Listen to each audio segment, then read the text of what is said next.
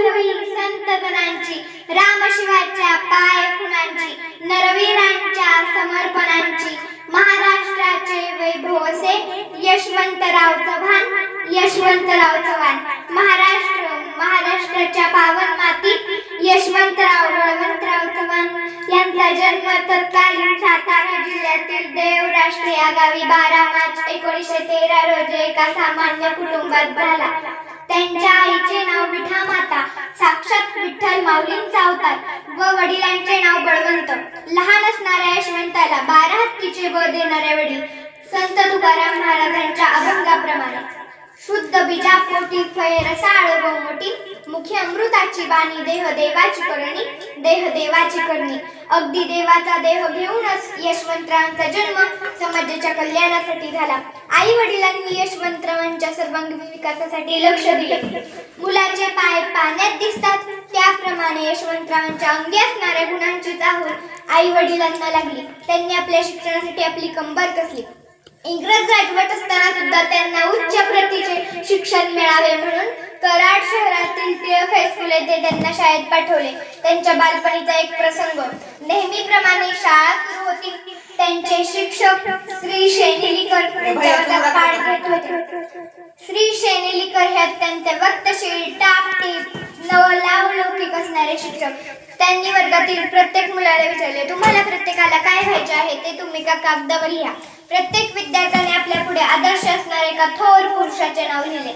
तर कोणी डॉक्टर होणार, इंजिनियर होणार, कलेक्टर होणार, मामलेदार होणार असे लिहिले. पण एकाच मुलाने असे लिहिले, मी यशवंतराव चव्हाणच होणार.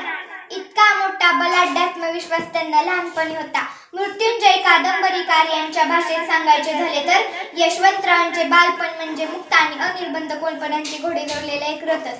आपण सगळे म्हणतो, बालपणीचा काळ सुखाचा, मौज मजेचा, आनंदाचा, क्षणात फुली कट्टी बट्टी, क्षणात फुली दोस्ती, क्षणात फुली दोस्ती.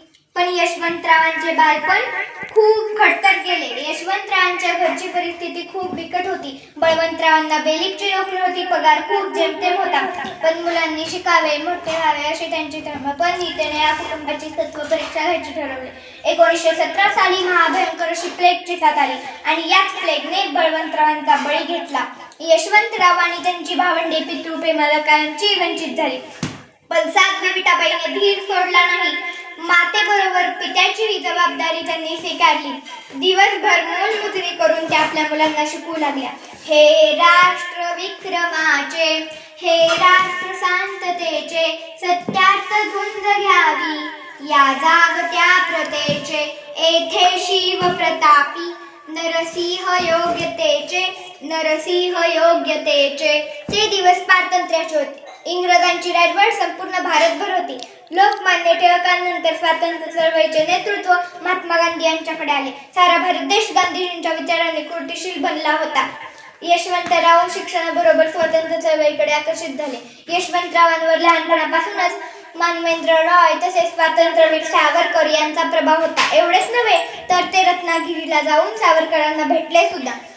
यशवंतराव लहानपणापासूनच देशासाठी काहीतरी करावे असे वाटत होते. प्रचंड यज्ञ मांडला, राष्ट्रसिद्ध जाहले, काम दाम यज्ञ दान रक्त कुंड पेटले, भेदभाव संपले, प्रणाम लोक देवते, प्रणाम लोक देवते. धन्यवाद.